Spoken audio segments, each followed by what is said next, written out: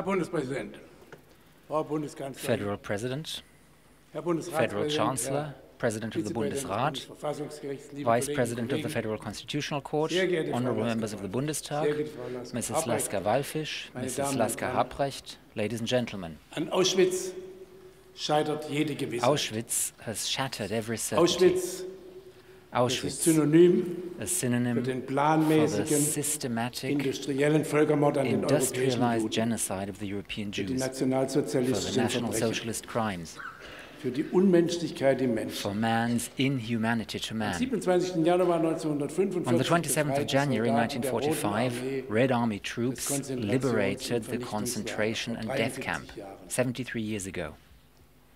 Was das heute noch mit uns zu tun hat, What does that have to do with us darauf today? hat Bundespräsident Roman Herzog That question was answered in no 1996 uncertain terms by Federal President Roman Herzog in 1996 at the eine first ceremony of unmissverständliche remembrance Antwort before gegeben. this Sie ist House. immer noch gültig. His answer is still valid Wir today. erinnern nicht, hat er gesagt, We do not want to unser preserve Entsetzen zu our horror, konservieren. he said. wir erinnern uns, We Lehren want zu to ziehen. draw Lehren, conclusions, die auch künftigen conclusions which Generationen future Orientierung generations geben, too damit will uns die have as an Erinnerung orientation. immer The wieder intention is lebendig thus to have remembrance serve again and again as the Wir basis for a gedenken nicht living als future. persönlich Schuldige. We are not Aber aus der remembering because we Schuld, bear personal guilt, die Deutsche in den 12 but Jahren the der guilt NS that der Germans Preußen incurred in the geschlagen 12 years of National Socialist wächst uns dictatorship nachfolgende Generationen has eine besondere imposed a Verantwortung. particular responsibility on us, on succeeding Nicht, weil generations, Geschichte on sich all of us. wiederholt, das tut sie nie, Not because history repeats itself, sondern for weil it never an does, Auschwitz but jede Gewissheit because scheitert. Auschwitz has shattered Geschichte every verläuft certainty. weder zufällig noch zwangsläufig. The course of history is neither Was heute random unsere gemeinsame nor Vergangenheit inevitable. ist, What our common past is today was once shaped by people as their own present, for good and for ill. Gestern vor 85 Jahren wurde Hitler 85 years ago yesterday, Hitler was put in power. Within a short time, the National Socialists succeeded in destroying the first German democracy. They were now able to turn their racial ideology into public policy in the supposed interest of a proclaimed Volksgemeinschaft, the idealized community of the German people. The principle was as simple as can be. It was all about us and the others did not belong, were not allowed to belong. Simple, yet murderous in its implications. Jewish Germans were categorized on the basis of an imputed racial identity. Neighbors, colleagues, fellow pupils and students were excluded, deprived of their rights, dispossessed, maltreated and exterminated. They vanished from their own surroundings. Most of society condoned it. Some helped hiding friends and acquaintances by assisting them. Most were silent. How would we have acted? This question is addressed to our consciences and is put anew to each succeeding generation. Cultural anthropologist Aleida Assmann once asked what would have happened if tens or hundreds of thousands of people had demonstrated after the pogroms of the 9th of November 1938, if they had publicly proclaimed, "We are all Jews." In the context of Nazi dictatorship, this is undoubtedly a hypothetical question. Nevertheless, it illustrates what a society needs to safeguard its freedom, namely consistent opposition to any form of exclusion, before it is too late.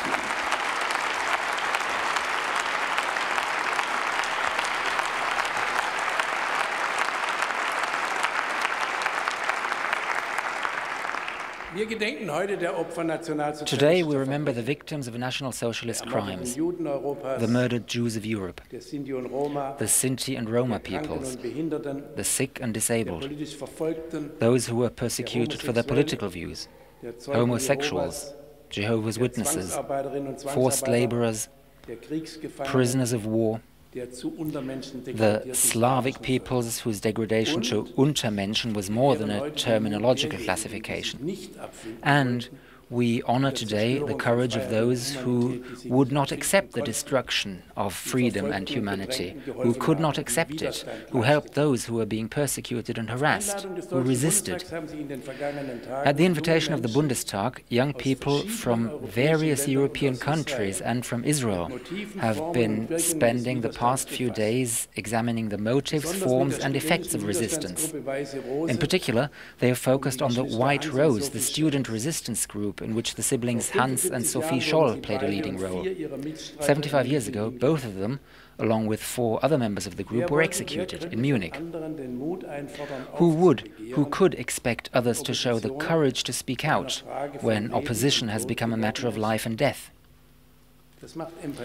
That is why empathy, solidarity, and moral courage are all the more important before that point is reached. To take the permanence of established institutions for granted, and indeed to rely on their continued existence, we can no longer have that certainty after Auschwitz. The rule of law, the separation of powers, and democracy itself depend on our commitment. Ladies and gentlemen, we remember the dead and pay homage to the survivors. We think of the victims all over the world who are still among us. We think of their families and descendants, for whom history is and remains deeply personal. That too is forgotten by those today who say enough is enough. Anita Lasker-Wallfisch and her sister Renate survived. They survived forced labor, detention by the Gestapo, the Auschwitz death camp, and the Bergen-Belsen concentration camp. After these experiences, Mrs. Lasker-Wallfisch, you most certainly want to take control of your life again, to lead a normal life. Not until many years and decades had passed did you decide to write and speak about what you had experienced. Your life has been featured in a powerful documentary about Jews in Wrocław. You have said that talking about and reporting on that time in your life has become, in a sense, a duty to you, an obligation to serve as the voice of those who can no longer talk about what happened to them because they were killed. Mrs. Lasker-Wallfisch, for a long time Germany and the Germans were anathema to you. This makes me all the more grateful to you for accepting our invitation to speak to us in the German Bundestag today.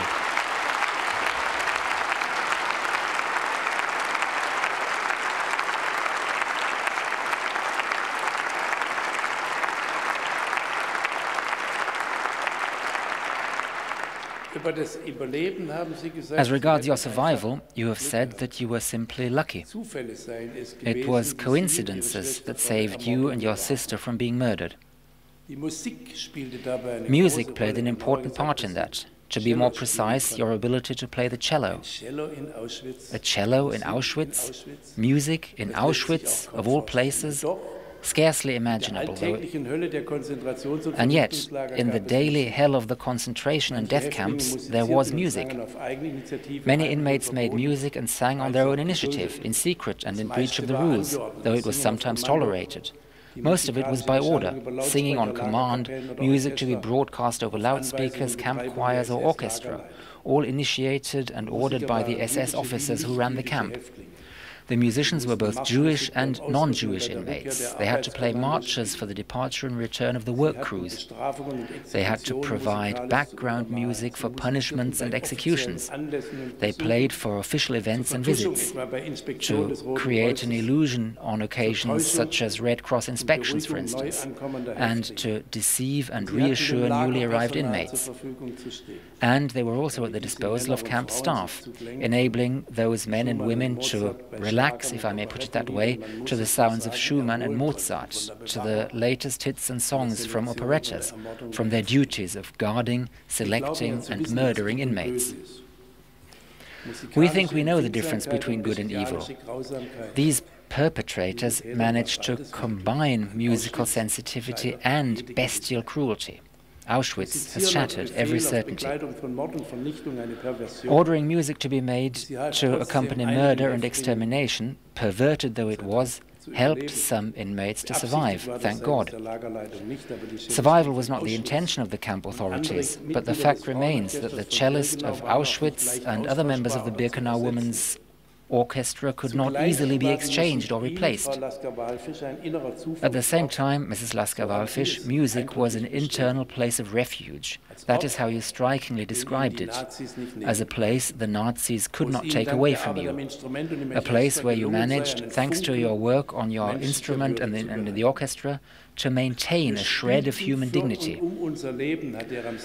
We played for our lives, is how jazz musician Coco Schumann, who died on Sunday, once summed up his membership of the ghetto swingers in Theresienstadt and later on in Auschwitz. Art as a means of survival. For Marcel Reich-Ranitzky, who spoke here in 2012, it was literature. For others, it was drawing and painting. Israeli artist Yehuda Bakon, for instance, said that art helped him to survive mentally in Auschwitz and after Auschwitz. At the age of 13, he had been deported to Theresienstadt with his family. That's where he began to draw. One of his pictures shows a face in the smoke rising from the crematorium in Auschwitz. A harrowing and touching image. It's his commemoration of his own father. Bakon had to decide whether to stay with his father and die with him or try to survive without him. He was not yet 15 years old at the time. Beginning today, the German Bundestag is exhibiting a selection of the works of that great artist. Yehuda Bakon reconquered life through art. It took his drawings and paintings to provide him with a language to penetrate the invisible wall between him, the Holocaust survivor, and what he once termed so-called normal people. We are aware of that invisible wall of which Yehuda Bakon and many other survivors have spoken. What they experienced defies our imagination. But the monstrosity of those crimes must not meet with resignation. Even if we cannot comprehend the extent of the extermination ordered by the state, we must keep trying to understand how it came about. The historical constellations, developments and factors that created a situation in which a democracy could capitulate. How society in a civilized, modern and diverse country began to exclude some of its own members. How crime became the norm. Auschwitz has shattered every certainty, and it shattered trust in human progress, in the significance of history, in the civilizing power of culture, certainty as to how much suffering, pain and humiliation humans can endure, and how much they can inflict on others. Our certainty about ourselves was shattered in Auschwitz. That is why we must be sensitive, vigilant and self-critical. The more time that passes since the National Socialist era, the more importance attaches to remembrance. This is because we tend to take for granted what are actually exceptional occurrences on the vast canvas of history, namely freedom, democracy and the rule of law. We need to be collectively disturbed by encounters with historical experience, as Volkhard Knigge, head of the Buchenwald and Mittelbau-Dora memorials, once said. And there is good reason to feel disturbed.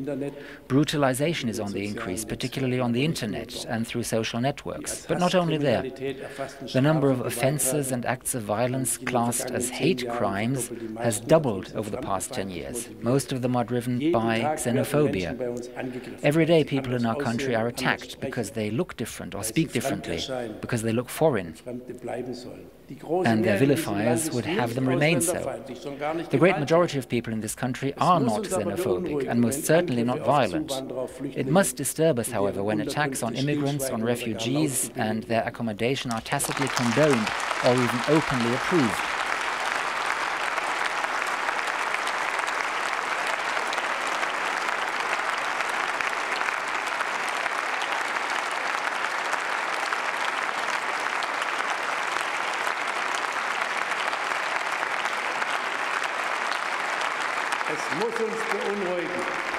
It must disturb us when people yield to the temptation to express the view that it would solve our problems if those others were to disappear.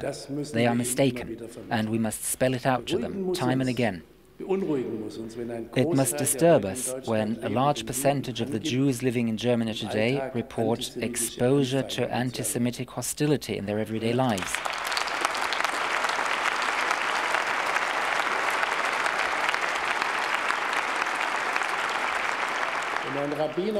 When a rabbi and his children have to wear their kippah hidden under a hood or a baseball cap.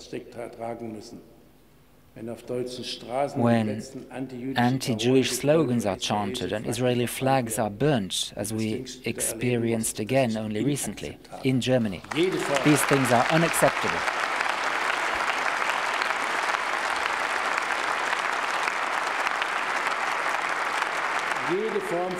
Any form of anti-Semitism is intolerable, all the more so in our country. That applies to everyone who lives here, including those for whom Germany's past is not their own. It also applies to those who may have been subjected to rejection and discrimination themselves, either here or elsewhere. They have migrated into a community bound by shared responsibility. That is how Federal President Joachim Gauck put it in his address to this House. Migration brings obligations. Whoever wishes to live here must accept them. We insist on that.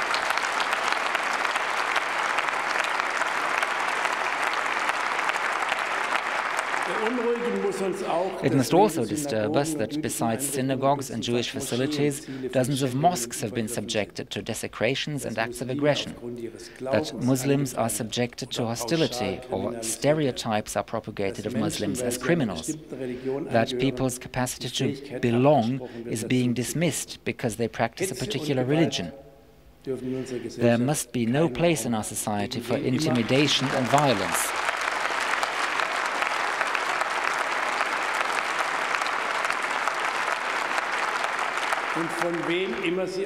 Whoever their target and whoever the perpetrators. Stirring up hatred means exploiting people's uncertainty and fears. Anyone who speaks of the people, but only means certain parts of the population, is threatening our democratic order.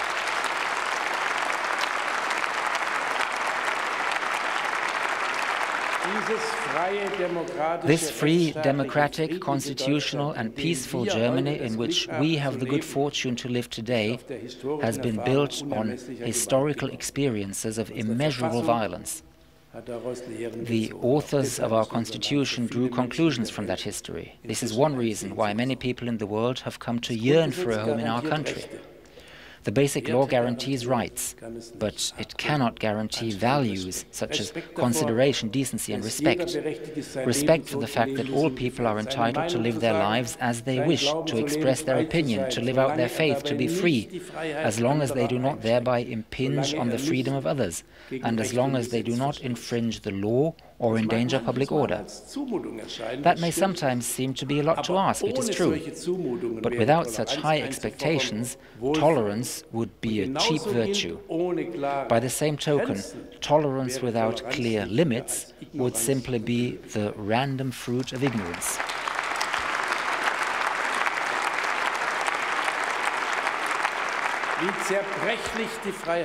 How brittle freedom is, how fragile civil society is. That is the lesson of our history. Human dignity is vulnerable. That is why Article 1 of our basic law postulates that human dignity shall be inviolable. To respect and protect it shall be the duty of all state authority. That is the standard by which we must measure ourselves, in our country and as a responsible partner in Europe and in the global community. Mrs. Lasker-Wallfisch, you owe your life to music, and music owes a lot to you. After the war, in your new home city of London, you were a founder of the English Chamber Orchestra, one of the leading chamber orchestras in the world. You have passed on your passion for music and cello playing to your son. I thank you, Professor Wallfisch, for agreeing to provide part of the program of music for this hour of remembrance.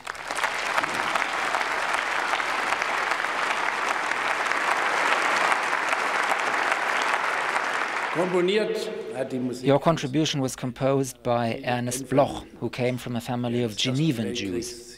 During the First World War, he resettled in the United States. In his music, he seeks to express his cultural identity and what he called the Jewish soul. He wrote the two pieces that you are about to hear in the 1920s. At that time, no one could have foreseen the extent of the destruction that Jewish culture would undergo in Europe. The failure of the attempts to annihilate it completely is a great blessing.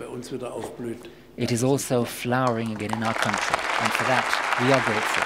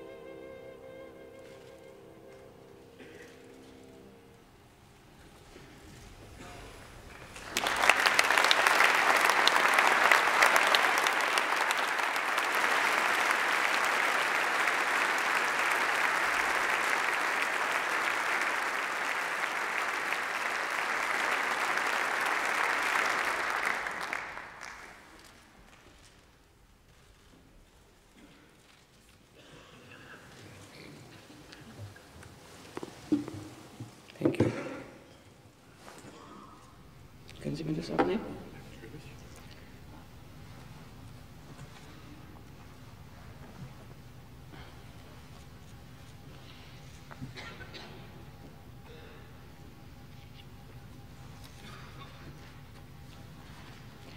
Sehr geehrte Damen und Herren, liebe Freunde, Ladies and liebe gentlemen, Familie, my dear friends and ich danke family, Ihnen für die Einladung hier im thank you Bundestag for ein paar inviting me Worte to say a sagen zu few dürfen. words here in the Ich Bundestag. bin eine der rapide I am one of the verschwindenden rapidly dwindling Augenzeugen number of der eyewitnesses damaligen to Katastrophe. the catastrophe which befell us Es all gibt those years ago. schlechthin kein Genozid, No other der so genocide is as umfassend comprehensively dokumentiert documented ist wie der as the Holocaust. Stundenlange There are Interviews hours of wurden mit interviews with Überlebenden survivors, gemacht. Man kann unzählige Berichte and you lesen, can wenn read man will, countless und reports trotzdem should you gibt es wish to, Leugner. And yet there are still deniers, people who claim that all the accounts are fabricated. They send someone to Birkenau to scratch at the walls in the ruins of the gas chambers to produce proof that none of this is true. Reality is different. In January 73 years ago, Auschwitz was liberated, and the crimes against innocent people, crimes which are beyond imagination, gradually came to light. The scale of the catastrophe defied comprehension. 6 million is a number too big to grasp. Perhaps it is easier to identify with individual fates. So, if I may, I would like to describe in a few key words our career as survivors of Auschwitz and Bergen-Belsen. Renata and myself were born in this country, so we're German. Our father was a lawyer and notary at the Oberlandesgericht, the higher regional court, and our mother was a gifted violinist. They had 3 daughters, and we all learned to play a musical instrument. I played the cello with great enthusiasm. Renata played the violin rather more reluctantly. And there were some family rules which, as a child, I did not understand at all. On Sundays, for example, we would only speak French. On Saturday afternoons, my family would come together to read the classics, and my father would recount his experiences of fighting at the front in the First World War when he was awarded the Iron Cross, and we would play chess. We were honor-bound to do so, for my uncle Edward Lasker was Grand Master in America. And then it all came to an abrupt end. Our idyllic life came to an end. Radical exclusion. Jews not welcome was written on notices everywhere.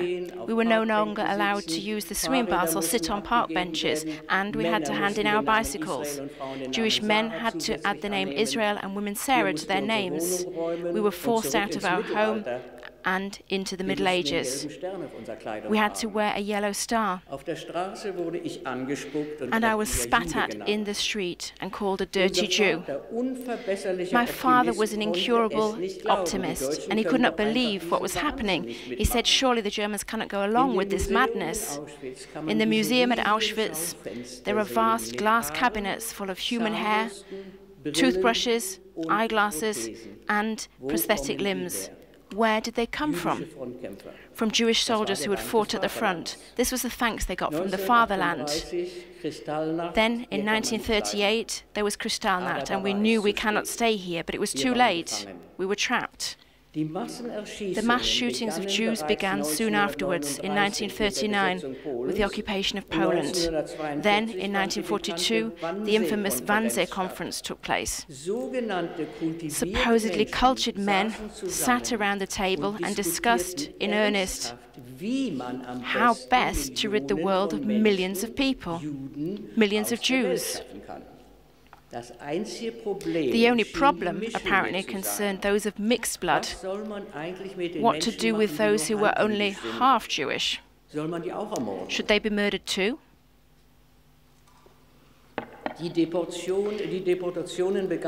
By now, there were regular deportations of Jews from all the territories under German occupation. Even from Greece, people were sent to Auschwitz. Our parents were deported on the 9th of April 1942. Of course, we wanted to stay together as a family. We wanted to go too. But our father wisely said, he said, no, where we are going, one gets there soon enough. Needless to say, we never saw them again. I was 16 years old. So my sister and I had no one but each other, and we were sent to an orphanage.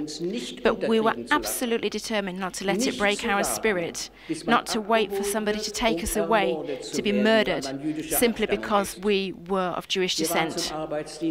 We were conscripted to work in a paper factory. And there were French prisoners of war working in the factory as well. We soon made contact, and that is how our career as forgers began. We started making counterfeit papers that the French could use to escape.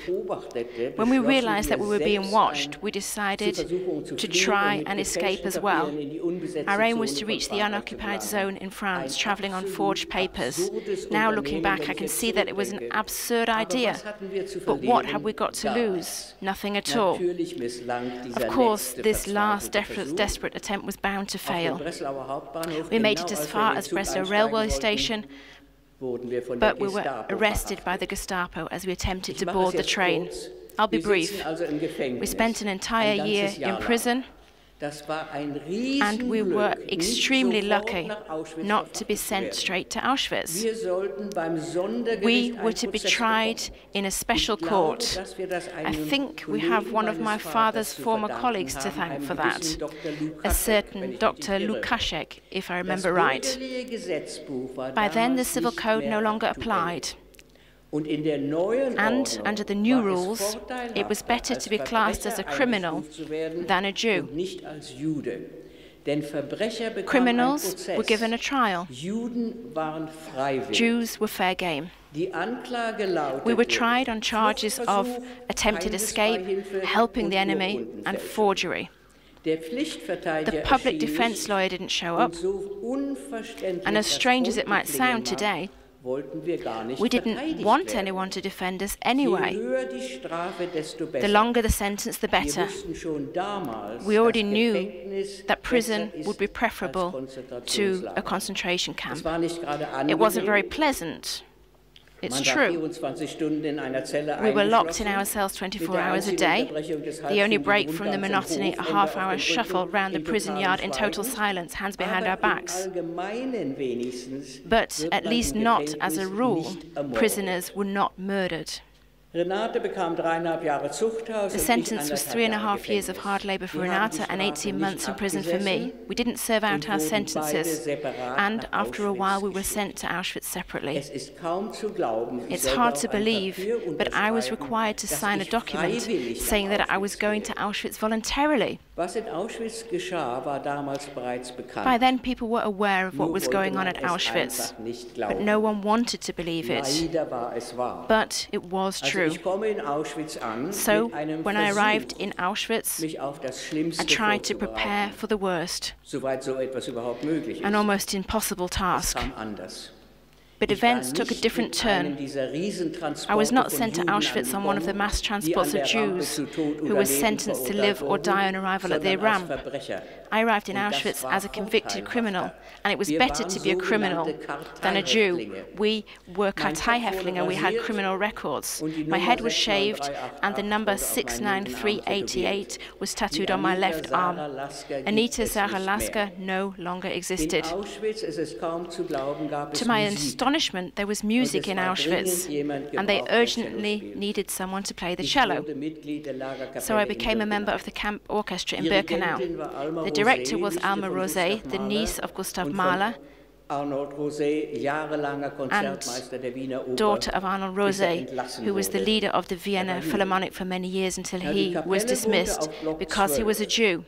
The orchestra was based in Block 12, close to the end of the road into the camp, just a few meters from Crematorium 1, and with an unobstructed view of the ramp. We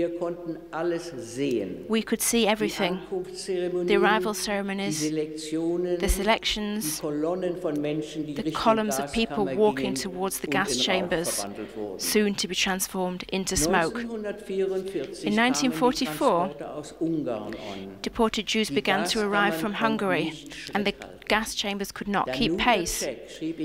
As Danuta Czech describes in her remarkable book, Auschwitz Chronicle,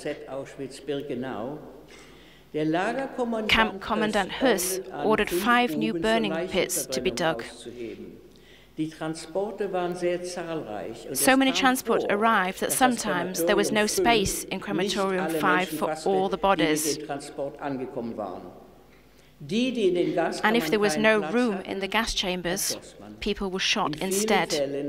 Many were thrown into the burning pits whilst they were still alive. This I also saw with my own eyes. Even if you were not sent straight to the gas chamber, no one survived in Auschwitz for long. The most you could expect was about 3 months. But if they needed you for some reason, you had a tiny chance of survival. I had that chance.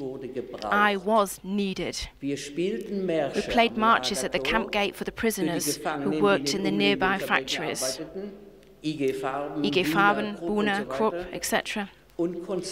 And we gave Sunday concerts around the camp for the people who worked there or anyone else who wanted to hear us play. For many, hearing music being performed in this living hell was the ultimate insult.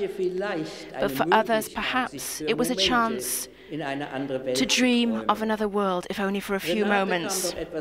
Renata had been sentenced to hard labor and arrived in Auschwitz later than I did. And completely by chance and against all the odds, we managed to find each other. Birkenau was so big, I can hardly describe the state my sister was in. A skeleton with open wounds on her legs, which simply never healed. Of course, we all had typhus, and there was no escaping the lice. And then there was the hunger. I won't dwell on that. In some ways, a quiet death would have been a merciful release. Amazingly, she survived. Suddenly we were told, line up, Jews on one side, Aryans on the other. That could only mean one thing, the gas chamber. But we were mistaken. Instead, we were loaded into a cattle truck. Renata quite simply came with us. We were determined not to be separated again. We were driven west to Bergen-Belsen. Auschwitz was cleared, and the gas chambers were dynamited, albeit not entirely successfully. Who would have believed that we would ever leave Auschwitz alive and not as smoke? Was it any better in Belsen?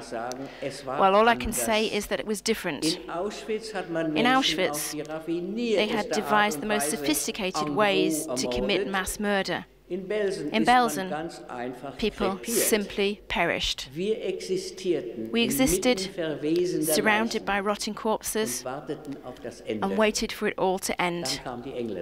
And then the British arrived, and we were liberated. On the 19th of April 1945, I was 19 years old. I often talk about my experiences to young people in schools here, and not only the young.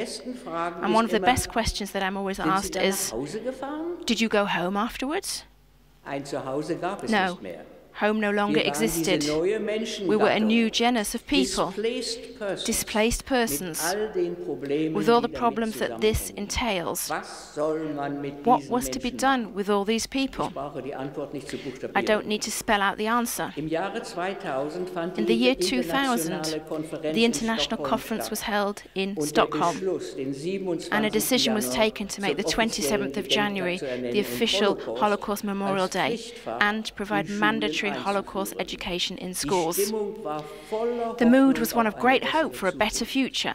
It is now more than 70 years since the Holocaust, and the perpetrator's generation is no longer alive. We cannot really take it amiss if today's young people refuse to identify with these crimes. But to deny that this is part of German history as well, that must not happen.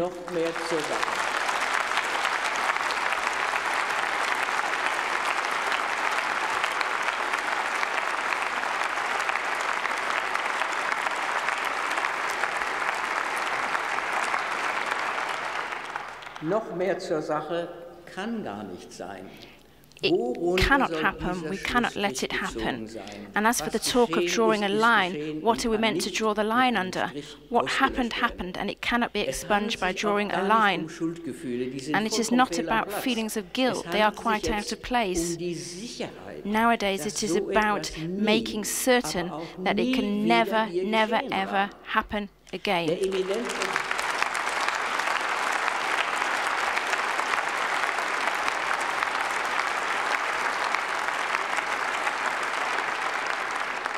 The eminent historian Professor Yehuda Bauer said in his address to the Bundestag that people seldom learn from history and that the Holocaust is no exception, but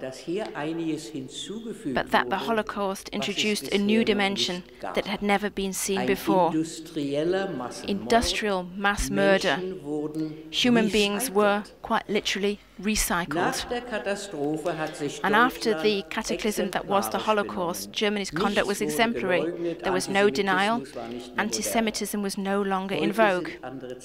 Now times have changed, and today's world is a world of refugees. For us, all those years ago, the borders were hermetically sealed, whereas now they have been opened, thanks to an incredibly generous and courageous humanitarian gesture made here.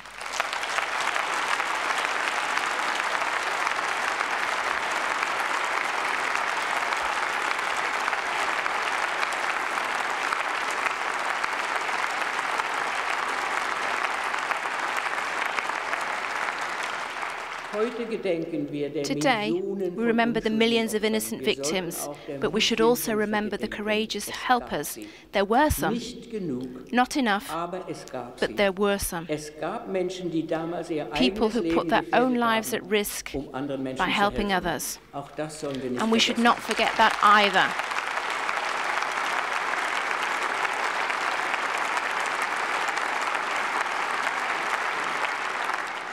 Anti-Semitism is an age-old virus, which is 2,000 years old and apparently incurable. And it takes on new forms, focusing sometimes on religion, race. Today, the Jews might not be mentioned at all. Instead, people talk about the Israelis without really understanding the context or knowing what is going on behind the scenes.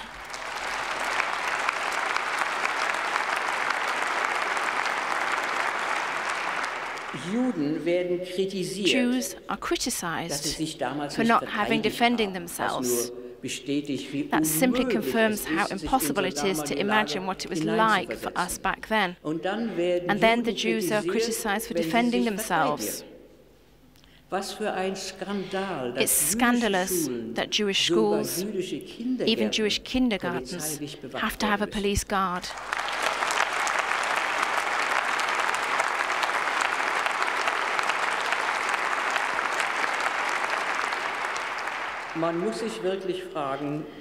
We should be asking why. There are no excuses nor explanations for what happened all those years ago.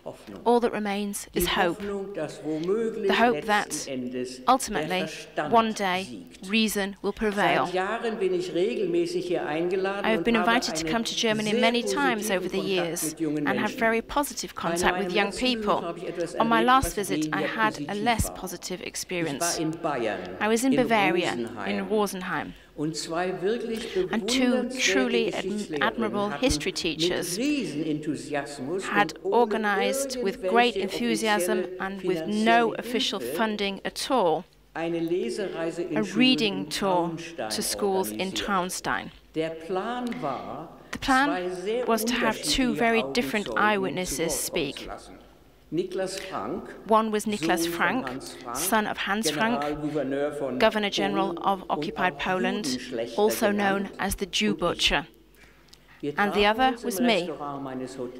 We met in the restaurant at my hotel and talked about the forthcoming visits. A man nearby had obviously been listening and was furious. He came over to our table and complained that again we were spoiling the pleasant atmosphere with all this talk of Auschwitz and so on.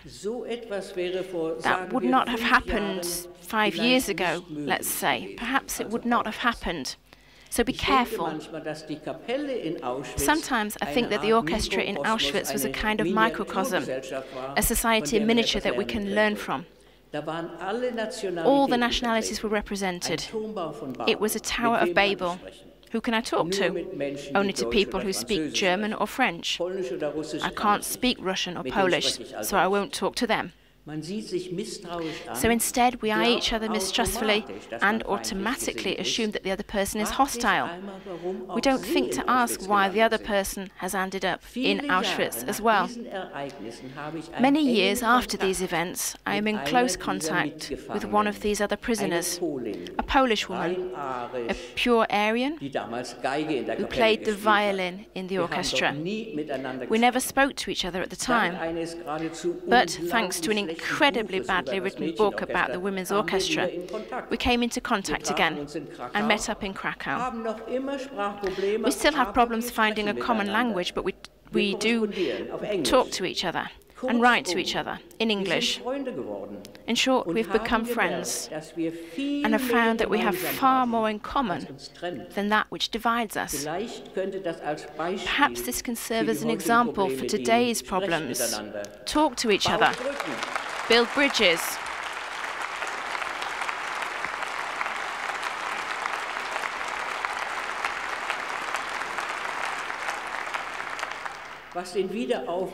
And as for the resurgent anti-Semitism, ask yourselves, who are the Jews?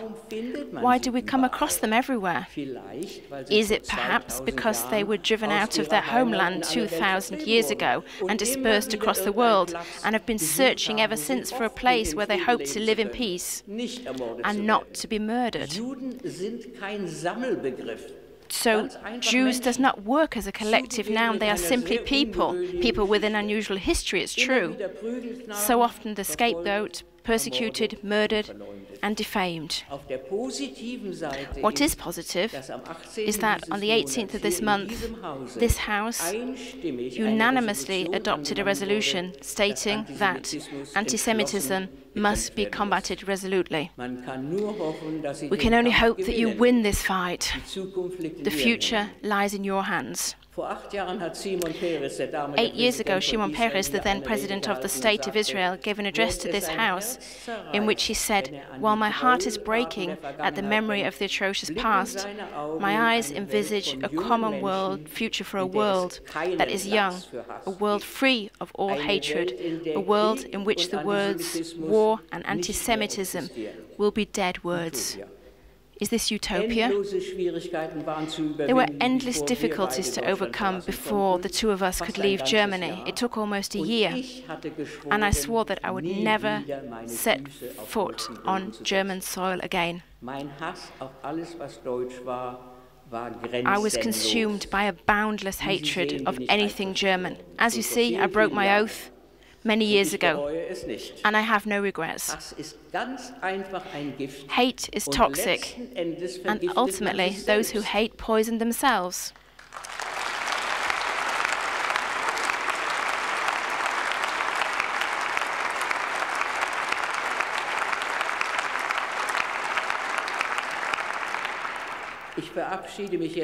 I shall now take my leave of you by expressing my thanks for your invitation and paying tribute to the dignity and openness with which you mark this day of remembrance every year. Thank you.